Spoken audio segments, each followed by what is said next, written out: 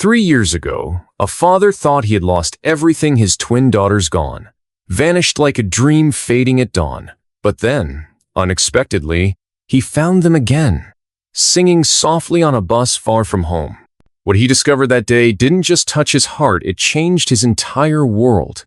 Tell us in the comments where you're watching this video from, and if these stories move you, don't forget to subscribe for more. Now, settle in and experience this unforgettable journey. The sun was still low when I found her lying quietly beside an old cottonwood tree. The land around was still, with only the soft breeze moving the tall grass. I had been checking the cattle early, as I always did before daylight, when distant noises caught my attention. At first, I thought it was routine travelers passing through, or the usual sounds of the wild. But there was something different this time. Urgent. I followed the sounds carefully until I came upon her. She looked barely older than a child, wrapped in a worn buckskin dress, quiet and still. Her eyes met mine, fierce and unyielding. Not scared, but steady.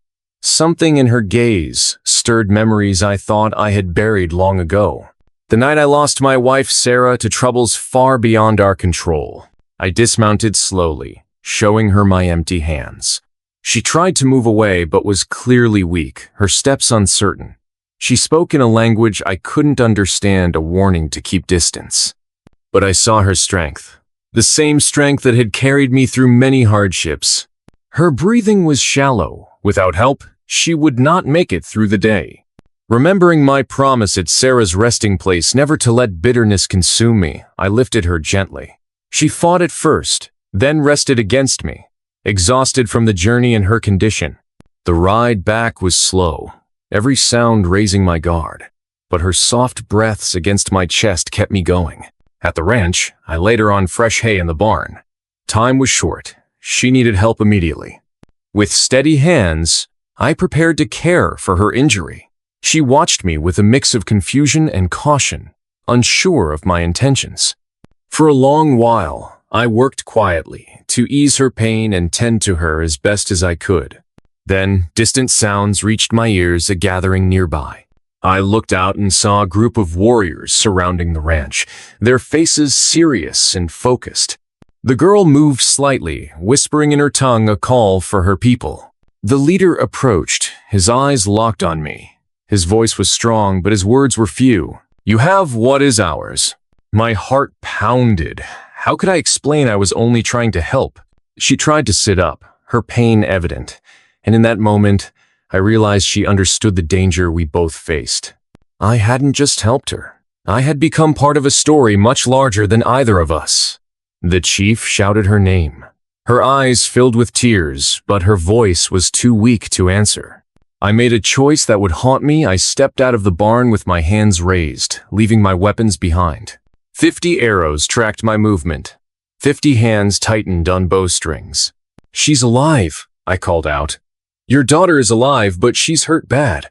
The chief's expression didn't soften. If anything, his rage deepened. A white man claiming to help his daughter was worse than a white man who'd harmed her.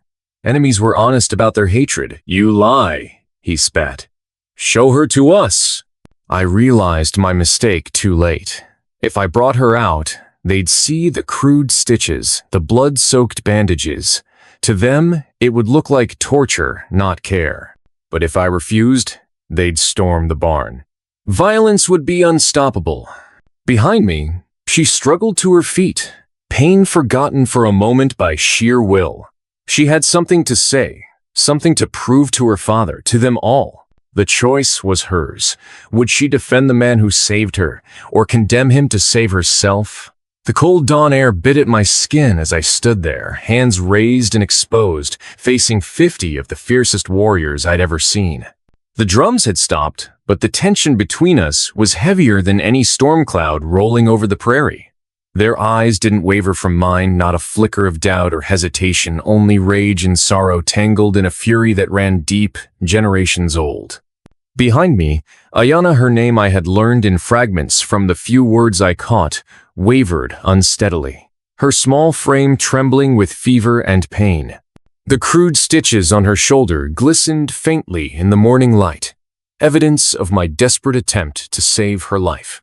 I caught a glimpse of the older women from her tribe who had now approached cautiously, their sharp eyes scanning every inch of her injury.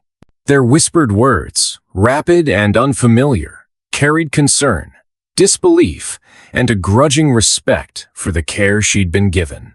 But respect wouldn't stop the war drums from beating again if I couldn't convince the chief, her father, that I was no enemy. The chief, tall and imposing, his war paint smeared with sweat and streaks of dirt, dismounted slowly. His eyes burned like coal as he stepped closer, every muscle taut with the weight of his people's grief. I saw the hard lines of loss etched across his weathered face. Years of battle, of fighting for a land that was slipping further from his grasp, had turned him into a man both feared and respected. He paused in front of me, silent for a long moment. Before speaking in English again, his voice low and measured. "You say you saved her. Why should I believe the words of a white man? Your people have done us no kindness." I swallowed hard. The truth hung heavy in the air, an invisible wall between us. There was no denying the past, the blood spilled on both sides, the broken promises, the stolen lands. I could feel it in the pit of my stomach. This was bigger than just one girl, bigger than my ranch or my life. "I didn't want this," I said slowly, "but I couldn't leave her to die. I know what your people have suffered, because I've suffered too. But this girl isn't a prisoner. She's hurt, and she needed help." The chief's gaze didn't soften. Instead, it sharpened, searching me for any sign of deceit. Behind him, some warriors grumbled, voices low but fierce. I could see the old hatred simmering just beneath the surface, ready to explode. Then something unexpected happened. One of the younger warriors, a man I hadn't noticed before, stepped forward. He had the hard eyes of a survivor and the scars of 100 battles etched into his face. His voice was calm but firm as he spoke in their tongue. The chief listened carefully, nodding, but I caught the meaning this was a warning, a call to caution. I realized then that not all of them were on the same page. Some of these warriors wanted blood, retribution for the pain we'd all endured. Others sought justice or peace. But among them, I sensed a darker presence, a shadow moving through the ranks, a traitor whose allegiance lay somewhere between vengeance and betrayal. Ayana, weak but determined, steadied herself against the barn door. Her eyes met mine briefly, no words, just the silent plea to survive, to trust that I was trying to keep us both alive. The chief raised his hand again, signaling his warriors to hold their position. Then he turned to me with a proposition. "If you truly saved her," he said slowly, "then we will hear your story. But you will speak only in truth. No lies, no half-truths. And you will do so in front of all of us." I nodded, feeling the weight of dozens of eyes on me, eyes filled with pain, suspicion, and the fragile hope that maybe, just maybe, this could end without bloodshed. I told them everything. How I heard the shots and found Ayana bleeding beneath the cottonwood. How I brought her here, away from danger. How I did what I could to save her life. I told them about Sarah, my wife, taken by raiders. About the grief that had nearly swallowed me whole. About the promise I made to her memory not to let hate consume what little soul I had left. The warriors listened silently, some skeptical, others with a quiet understanding. The chief's face was unreadable, but I saw a flicker of something: respect, perhaps, or at least recognition. But not all were convinced. The younger warrior who'd warned the chief stepped forward again, casting a shadow over my words. His eyes locked with mine, cold and accusing. "How do we know this isn't a trick?" he challenged.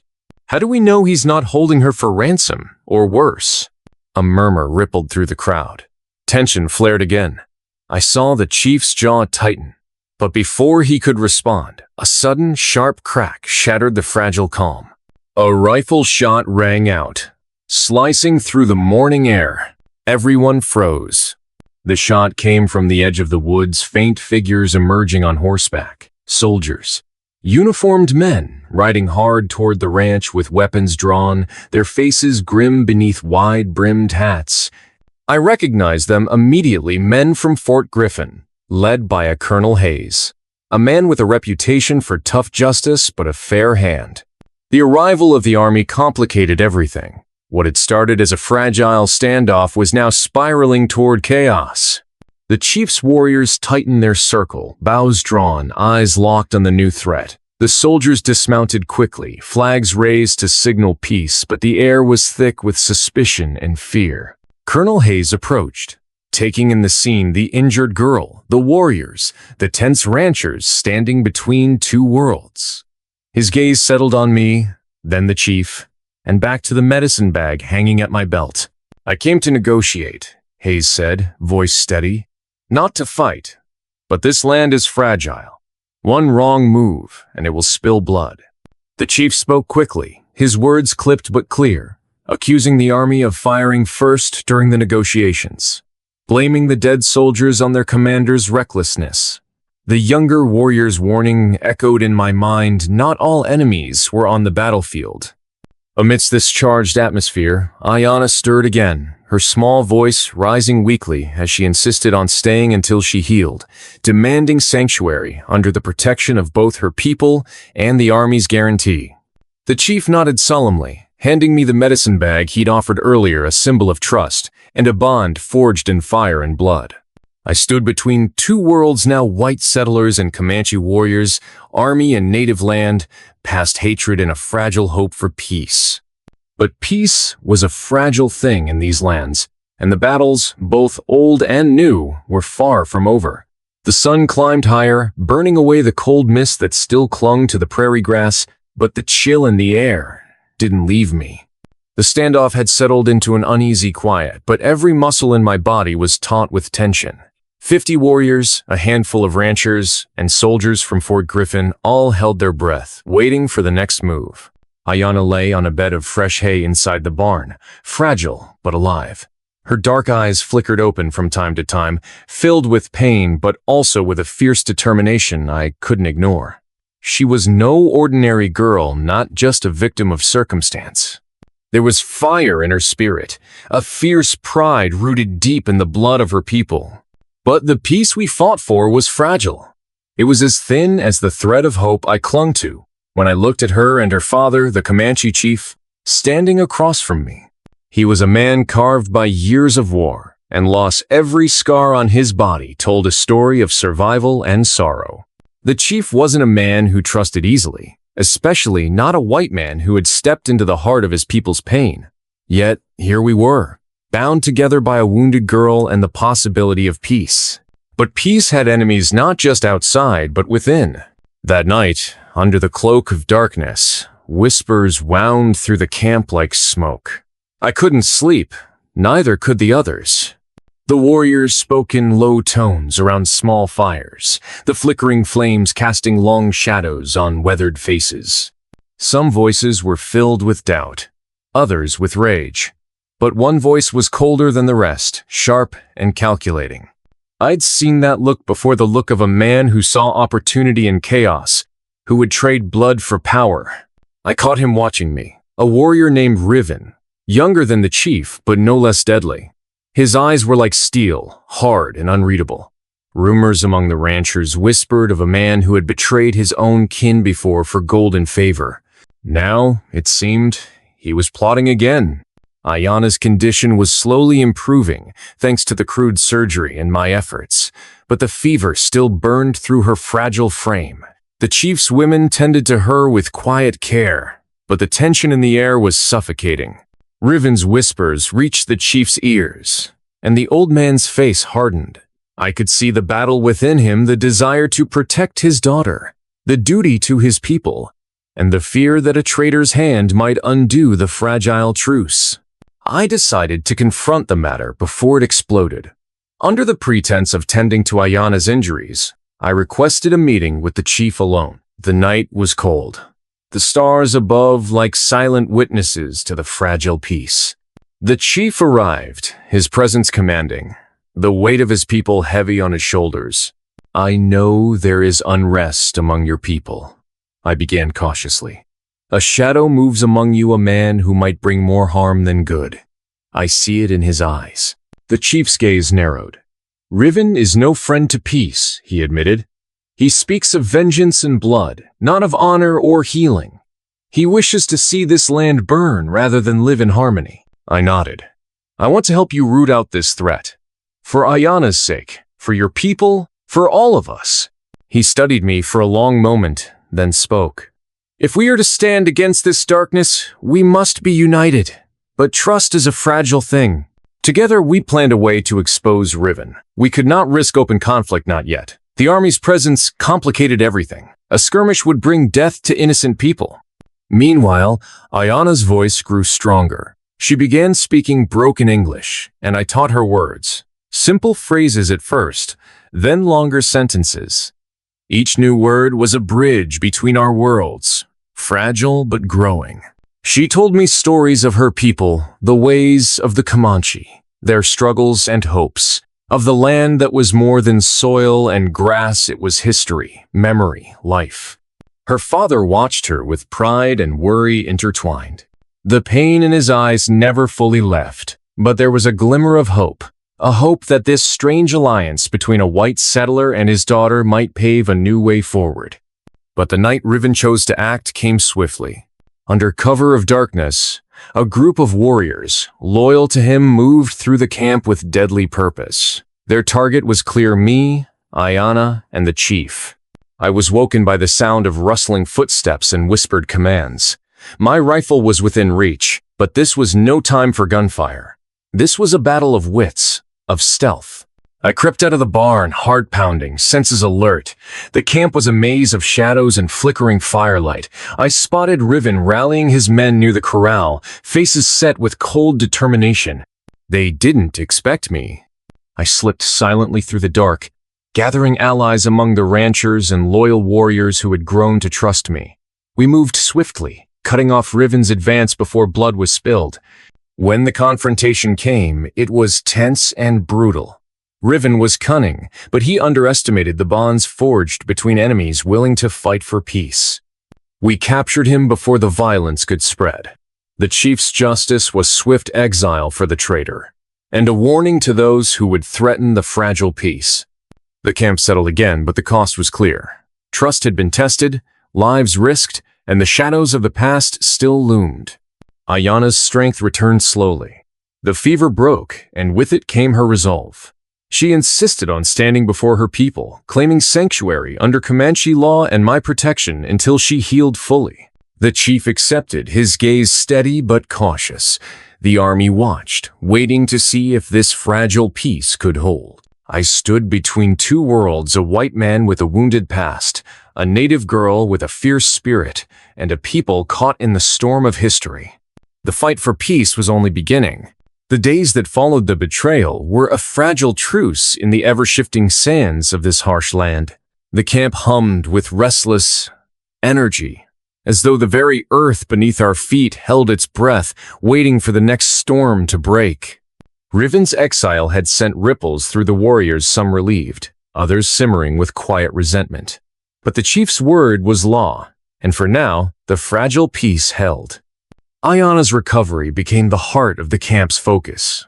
Each morning, I watched her struggle to regain strength, her dark eyes still fierce but softened with weariness. She was learning English fast, a bridge slowly being built between her world and mine. I saw it in the way she listened intently, how she repeated words, practicing pronunciation with stubborn determination. We shared more than language: stories, hopes, and the burden of history that clung to us like dust in the wind. But peace in the West was never a gift. It was a battle won one moment and threatened the next. One afternoon, a rider appeared on the far horizon, dust trailing behind him like a warning flag. His approach was fast, purposeful, a courier from Fort Griffin, no doubt bearing news that would tip the scales again. I met him at the edge of the camp, the sun baking the earth beneath my boots. He handed me a folded letter, sealed with the unmistakable mark of the army. The words inside were grave reports of increased raids, skirmishes between settlers and native bands, and orders for heightened military presence. The fragile peace we had fought to secure was under threat from every direction. The letter was a reminder that no matter how hard we tried, the world outside this little ranch was spiraling toward violence. That night, under a sky dusted with stars, the chief and I spoke at length. His voice was low, heavy with the weight of decisions no man wanted to make. The army's movements were aggressive, and tensions between the settlers and tribes were at a breaking point. "We walk a razor's edge," he said, eyes fixed on the flickering firelight.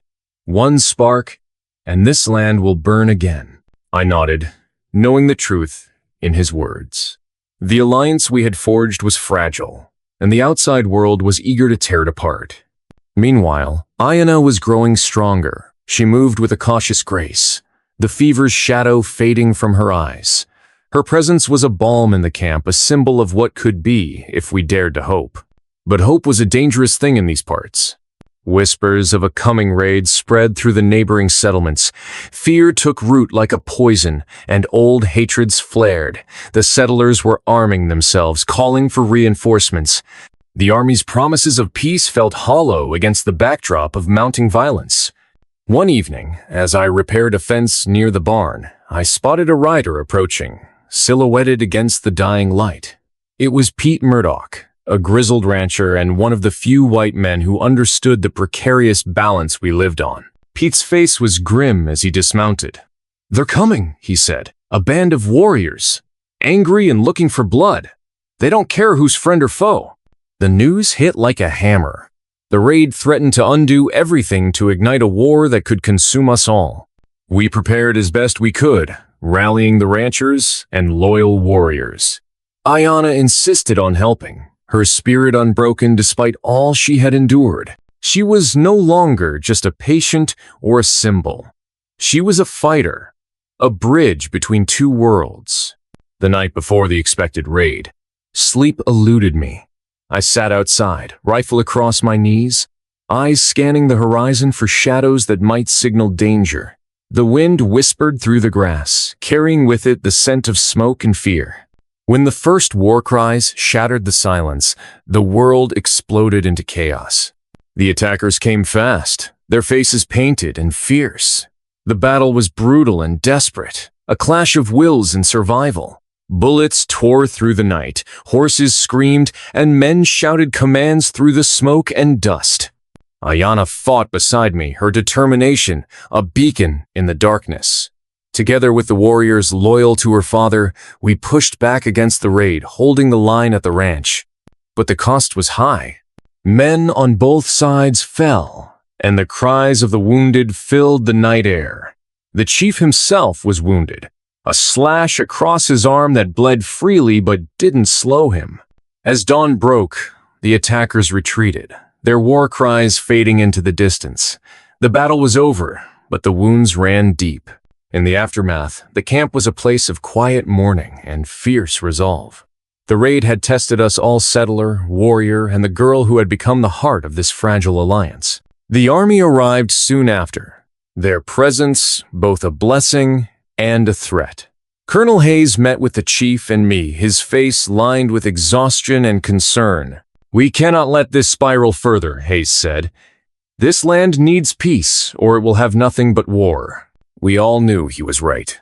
Ayana, her wounds healed but her spirit scarred, stood before the assembled warriors and settlers. She spoke, not in loud commands, but in steady, clear words that carried the weight of her people's hopes and pain. She claimed sanctuary at the ranch, invoking the old laws of her people and the new promises of the army. Her voice was the voice of a generation, caught between worlds, fierce, proud, and unwilling to be forgotten. The chief nodded, his eyes shining with a mixture of pride and sorrow. For a moment, the land held its breath, caught between past and future, war and peace, hatred and hope. And in that moment, I knew the fight for peace was only just beginning. The days stretched on, heavy and uncertain. As the prairie sun climbed and fell over the sprawling land we all called home, or at least, what remained of it. The scars left by the raid were still fresh, etched into the soil and the souls of those who survived. Our camp, a patchwork of tents and lean-tos, buzzed with quiet urgency. The peace we had fought so hard to build was fragile, more like a candle flickering in a high wind than a steady flame. Ayana had become more than just the chief's daughter or a girl I had found wounded in the dust. She was the living bridge between two worlds, a symbol of something that many around us refuse to believe possible: coexistence. Every day, she worked tirelessly teaching the children of the tribe English words, helping the women with their daily chores, and learning from the settlers' ways herself. Her strength was the camp's heartbeat. But strength alone couldn't erase the tensions boiling beneath the surface. Old wounds, mistrust, and whispered fears coiled like rattlesnakes ready to strike. One evening, as the sun dipped below the horizon, painting the sky in blood red and gold, I found myself seated by the fire with the chief. His arm had healed from the wound, but the pain in his eyes had not. His weathered hands cradled a worn leather pouch, the medicine bag he had entrusted to me, a symbol of fragile trust between our peoples. "The army grows restless," he said quietly. "Their patience is thin, and their orders harsher. They see us as a threat, not as neighbors." I nodded, understanding the truth in his words. The settlers were growing anxious too, their fear feeding the fire of conflict. They remembered the raids, the blood spilled, and many wanted vengeance rather than peace. "Our fight is not just with them," I said. "It is with the past, the hatred passed down like a curse.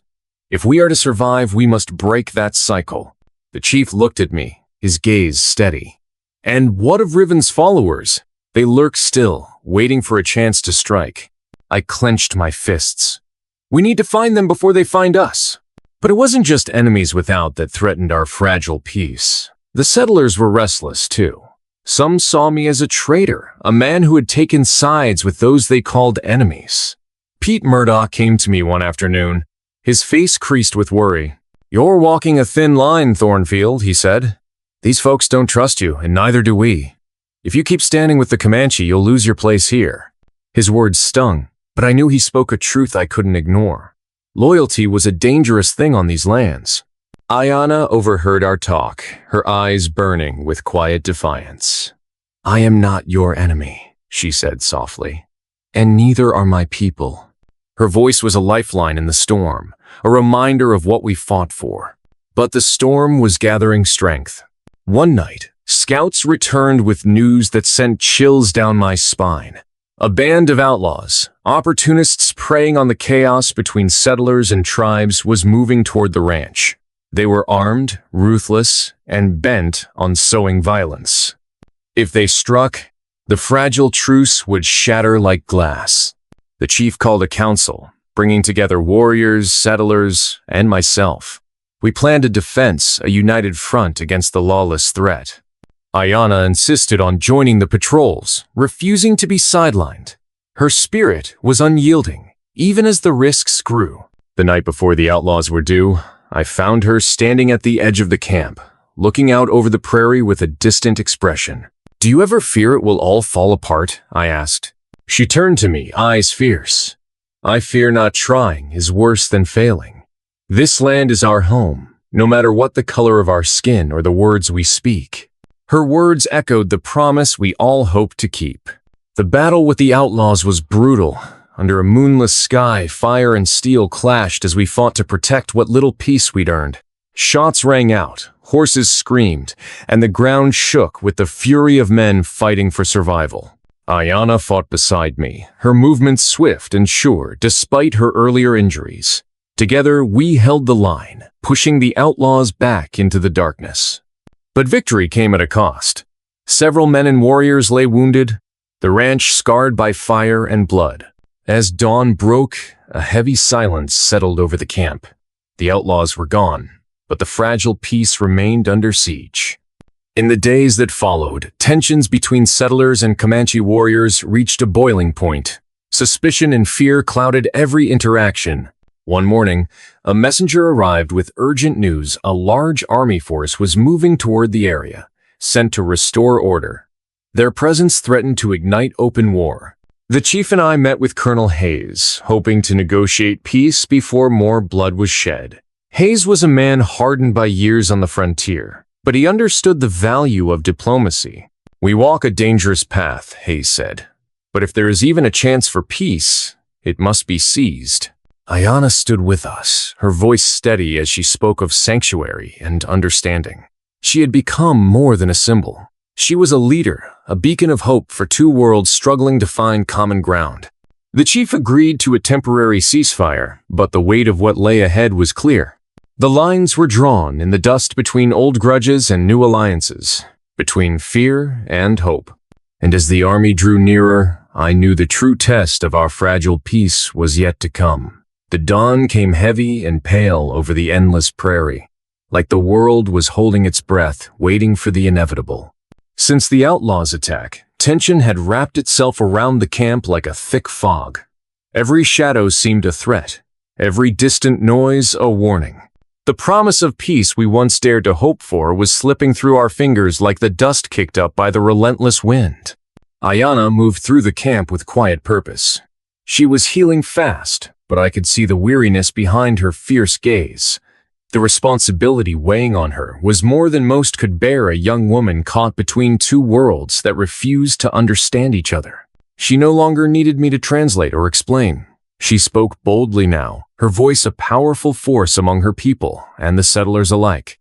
But even with her strength growing, the presence of the approaching army loomed large, like an ominous shadow stretching across the land. Word had spread fast. The soldiers were coming in force, their numbers far beyond what Colonel Hayes had initially described.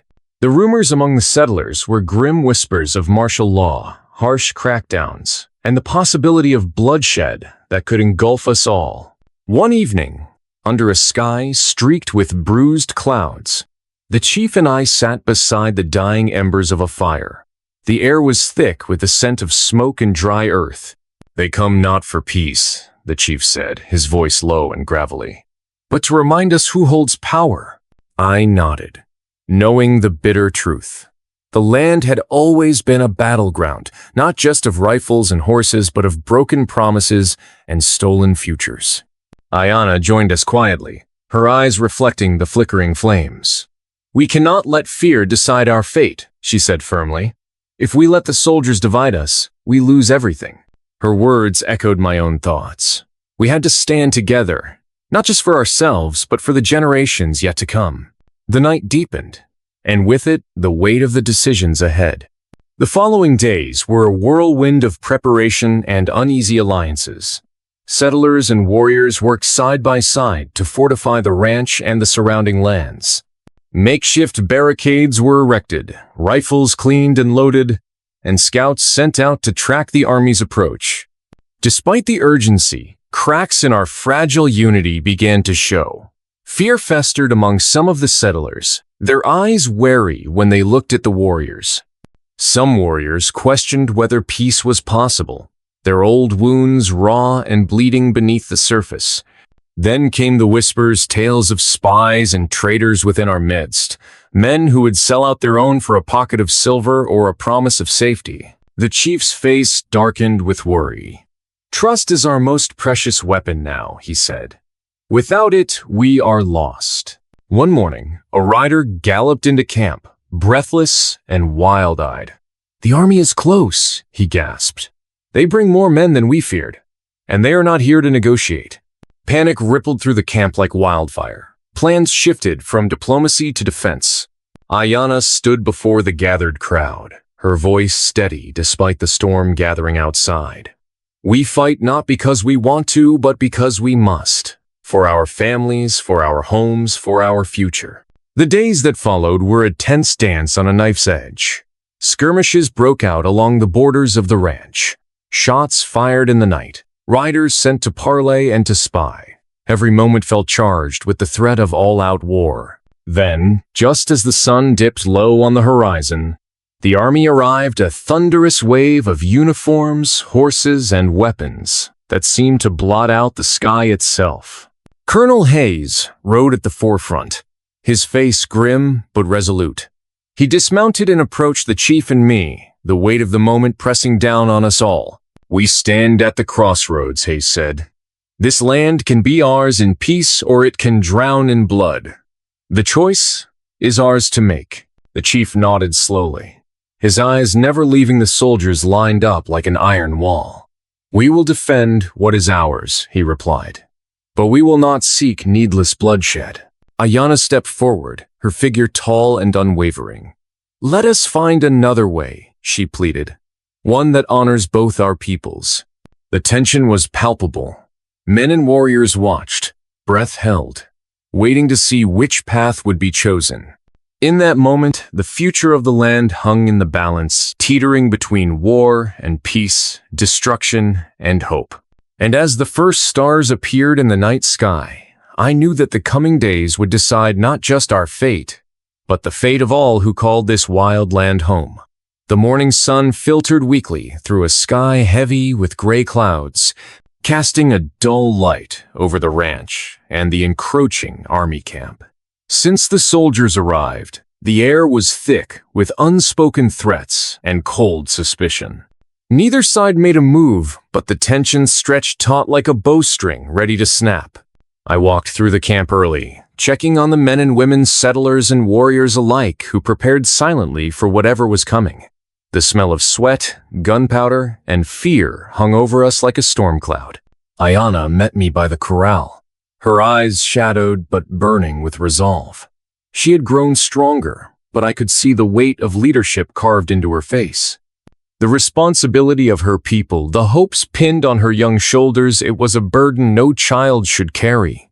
"We can't keep waiting," she said quietly. "They see us as enemies already. It's only a matter of time before someone makes the first move." I nodded. The same thought gnawed at me. The chief joined us, his presence steady as the land itself. If war comes, it will not be sudden. It will be a reckoning long overdue. Days bled into nights filled with whispered plans and guarded conversations. The settlers, once divided, found common cause with the Comanche warriors loyal to Ayanna's father. We trained together, shared stories by the fire, and held on to the fragile hope that bloodshed could be avoided. But the shadow of betrayal lingered. Riven's name surfaced again in hushed warnings, rumors that his followers, exiled but unbroken, were plotting to strike from the shadows. A dangerous wild card in an already volatile game. One night, I was roused by hurried footsteps and panicked voices. A scout had returned with news that a small group of masked riders had attacked a nearby homestead, killing 2 men and stealing horses. The settlers demanded retaliation. The warriors urged caution. The fragile peace teetered on the edge. Ayanna stood in the center of the gathering crowd, her voice steady but fierce. "We will not be baited into war. We fight for peace, not vengeance." Her words held many captive, but not all. Pete Murdoch, grim-faced and weathered by years on the frontier, confronted me later that night. "You've got a good heart, Thornfield," he said, voice low. "But some men don't want peace. They want blood. Don't let them drag you down with them." The coming days were a whirlwind. Scouts reported movements, shadows in the trees, whispers on the wind. The army's patience thinned. The chief's warriors grew restless, their ancient blood calling for justice.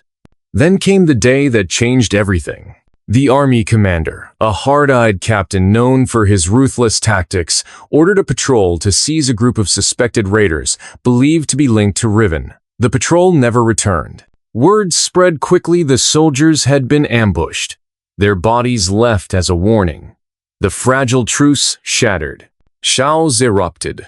The army demanded retribution, readying for an all-out assault on the ranch and surrounding lands. Settlers feared for their lives. The warriors prepared for war. Ayanna refused to back down. She rode out to meet the army's officers, her bandaged shoulder a stark reminder of all that had been lost. "I seek peace," she told them. "But if you come with guns drawn, you will find no mercy." The standoff escalated rapidly. Shots were fired, first warning shots, then deadly volleys. The prairie exploded into a battlefield of smoke, blood, and fire. Amid the chaos, I fought alongside Ayanna and the chief, protecting the wounded and rallying our scattered forces. The sky was darkened by dust and gunfire, screams mixing with the thunder of hooves. The battle lasted long into the night. Men fell on both sides, the ground soaked with blood and tears. When dawn finally broke, The once proud army had been forced to retreat, battered and broken. But victory came at a terrible price. Many lives were lost, including brave settlers and warriors who had dreamed of peace. The chief's wound deepened. Ayana's spirit, though unbroken, carried new scars. In the quiet aftermath, as the wounded were tended and the dead mourned, we all understood that the war had changed us forever. The land would never be the same. Yet, amid the ruins, hope flickered still. Ayana stood tall, her voice carrying across the battered camp. "This is not the end," she vowed. "We will rebuild. We will find a way to live together." The chief nodded, his gaze steady despite the pain. "The fight is far from over, but so is the promise of peace." And as the sun rose over the scarred prairie, I knew the hardest battles lay ahead, not just of blood and bullets, but of hearts and minds. The future was uncertain, but for the first time in a long time, it held a glimmer of hope. The aftermath of the battle left the land scorched, the sky heavy with the scent of smoke and sorrow.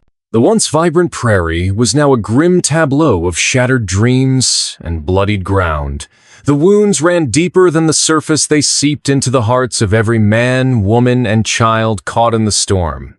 The ranch that had once been a symbol of fragile hope now bore the scars of war, both physical and emotional. Days passed, and with each sunrise came the heavy burden of rebuilding and reckoning. The settlers worked side by side with the Comanche warriors, hands calloused and hearts weary, trying to mend fences and heal old wounds. The night brought restless sleep, haunted by the screams of the fallen and the lingering fear of what might come next. Ayana, despite her youth, had become a pillar of strength. Her presence was both a comfort and a challenge, a living testament to the possibility of unity in a land divided by blood and history. But beneath her determined exterior lay a storm of emotions.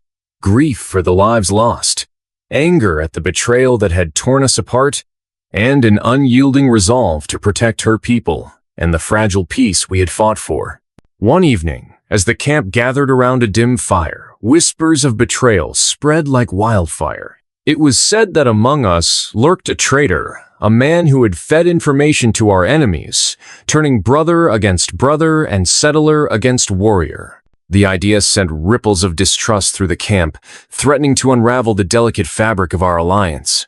The chief called a council, a somber assembly beneath the wide expanse of the night sky. Faces etched with worry and fatigue looked to him for guidance. His voice, steady and commanding, cut through the murmurs. "We cannot fight the enemy without first rooting out the poison among us," he declared. "Trust is our strongest weapon, and it must not be broken." The search for the traitor began, a tense and painful process that forced us to confront the shadows within our own ranks. Old grudges resurfaced, suspicions cast long and deep. I found myself questioning friends and allies, trying to separate truth from fear. Ayana stood beside me through it all, her resolve unwavering. "We must be stronger than the hate that divides us," she said one night, her voice barely above a whisper, "or everything we've built will be lost."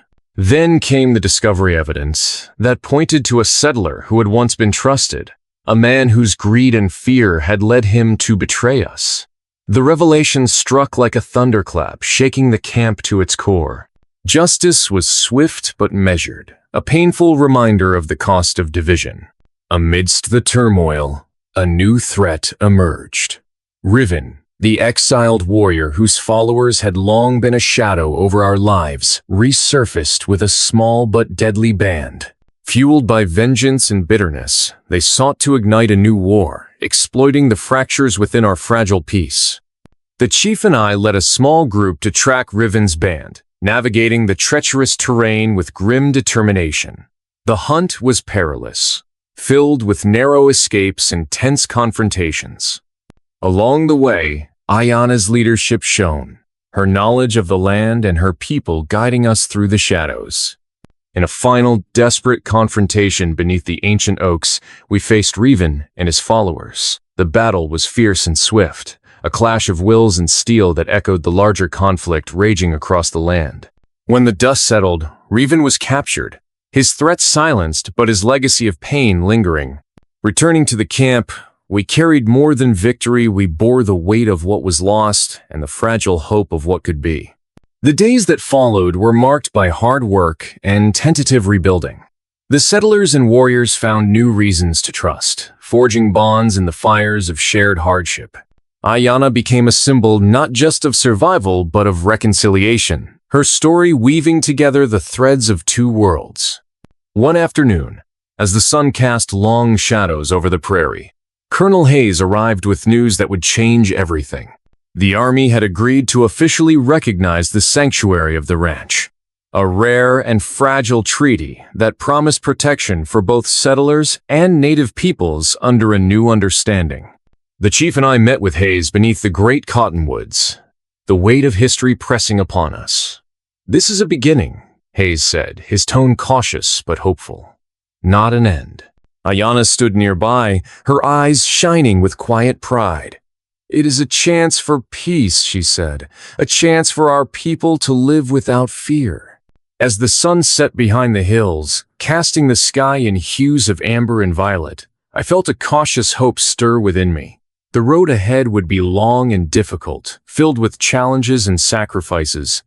But for the first time, it seemed possible that the land we called home could be a place of peace and unity. The medicine bag hung heavy at my side, a reminder of the bonds forged in blood and trust. The chief's words echoed in my mind. Sometimes the hardest choice is the right one.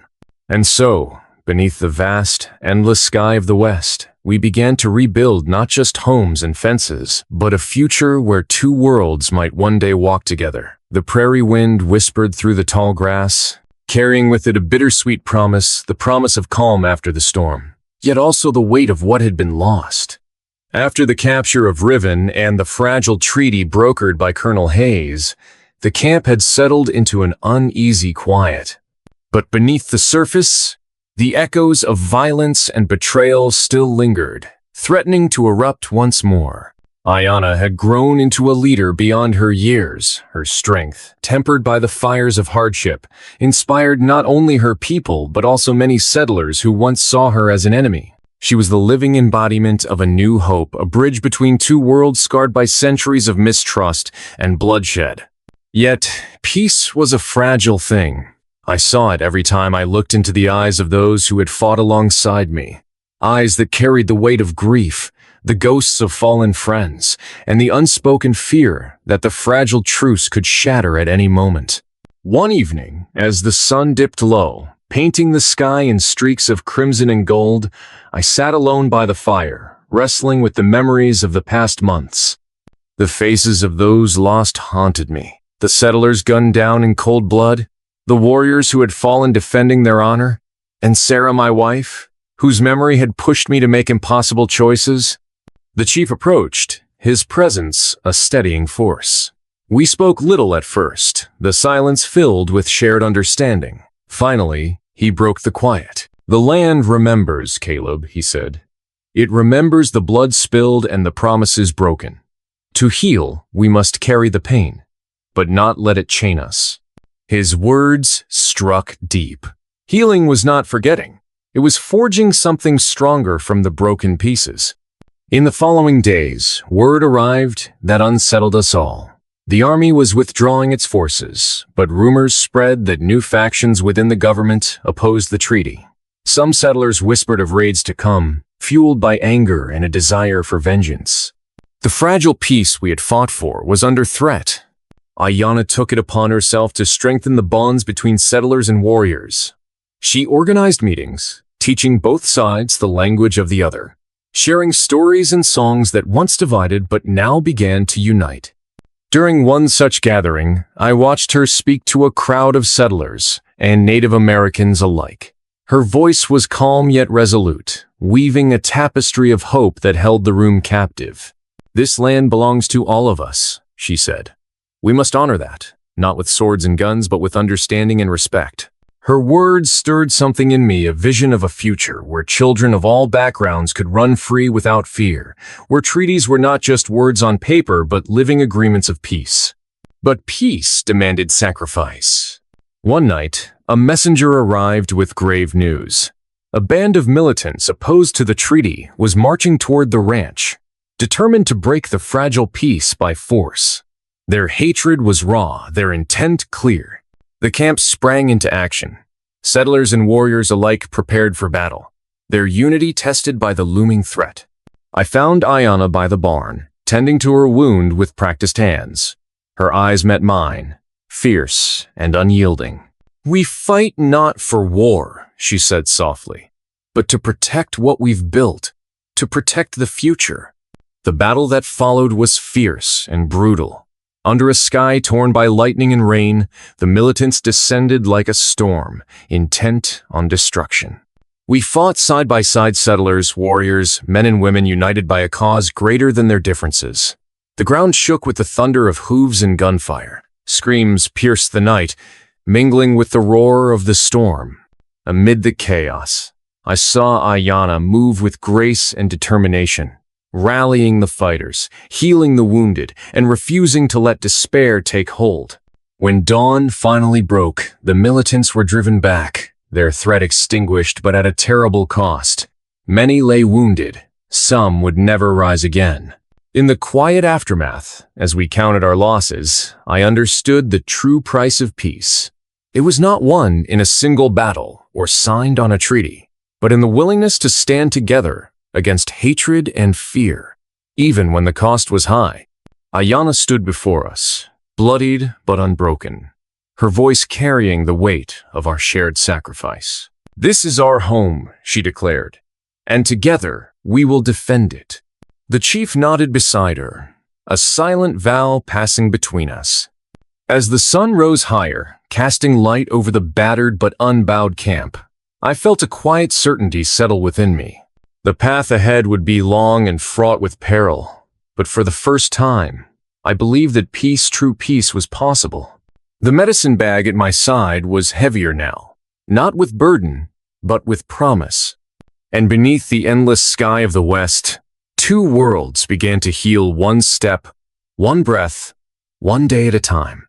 The morning air was crisp, filled with the scent of sagebrush and the promise of change. After months of turmoil, bloodshed, and fragile alliances, the ranch stood as a testament not just to survival, but to the possibility of peace between two worlds, once torn apart by violence and mistrust. The night before, under a sky heavy with stars, we gathered settlers and Comanche warriors alike in a circle around the fire. It was more than a gathering. It was a ceremony of unity, a declaration that we would no longer be enemies bound by history, but allies bound by hope. Ayanna stood in the center, her once fierce eyes softened with something new resolve. Yes, but also a quiet grace. The wound on her shoulder was healed, her strength renewed. She spoke with the voice of a leader who had seen the worst but refused to surrender to it. "We have walked through darkness," she said, "but the dawn is ours to claim. Together, we will build a future where our children know each other not as strangers or enemies, but as neighbors, as friends." Her words struck a chord deep within me. I looked around the circle, at faces marked by hardship yet alight with hope. The chief stood beside her, his weathered hands resting lightly on her shoulder, a silent blessing, a transfer of legacy. I thought back to the moment I first found Ayanna, bleeding and terrified behind that fallen cottonwood. The girl who refused to give up, who fought through pain and fear. That same fierce spirit had become the beating heart of this place. But peace was not a gift, it was a choice, a daily commitment. The following weeks were a whirlwind of rebuilding. Together, we repaired fences, tended to the land, and shared stories of our peoples. Ayanna and I worked closely, teaching and learning, bridging gaps with patience and determination. She taught Comanche children English. I learned their language in return. The medicine bag at my side, once a symbol of pain and survival, now carried herbs and remedies that healed not just wounds, but wounds of the soul. Yet the past was never far behind. Some settlers still harbored bitterness. Some warriors still bore scars too deep to forget. But each day, the voices of hatred grew quieter, drowned by the chorus of cooperation and respect. One afternoon, news came that settlers in a distant town faced a threat from bandits. Without hesitation, a group composed of both settlers and warriors rode out from our ranch to aid them. It was the first time many of us rode together not for war, but for protection, for justice. That ride marked a turning point. Stories of our alliance spread across the territory, inspiring others to seek peace over conflict. Traders began crossing paths with less fear. Children played together in fields once scarred by gunfire. As seasons turned, the ranch became a sanctuary, not just a home, but a symbol of what could be achieved when courage met compassion. One evening, as the sun dipped low, casting the prairie in shades of amber, I sat with Ayana and the chief on the porch of the ranch house. The wind carried the distant call of a lone coyote, a reminder of the wildness that still lingered in this land. "You changed this place," I said quietly to Ayana. "More than anyone could have imagined." She smiled, a soft light in her eyes. "We changed it. Together." The chief nodded, his gaze fixed on the horizon. "Your hands saved her," he said to me.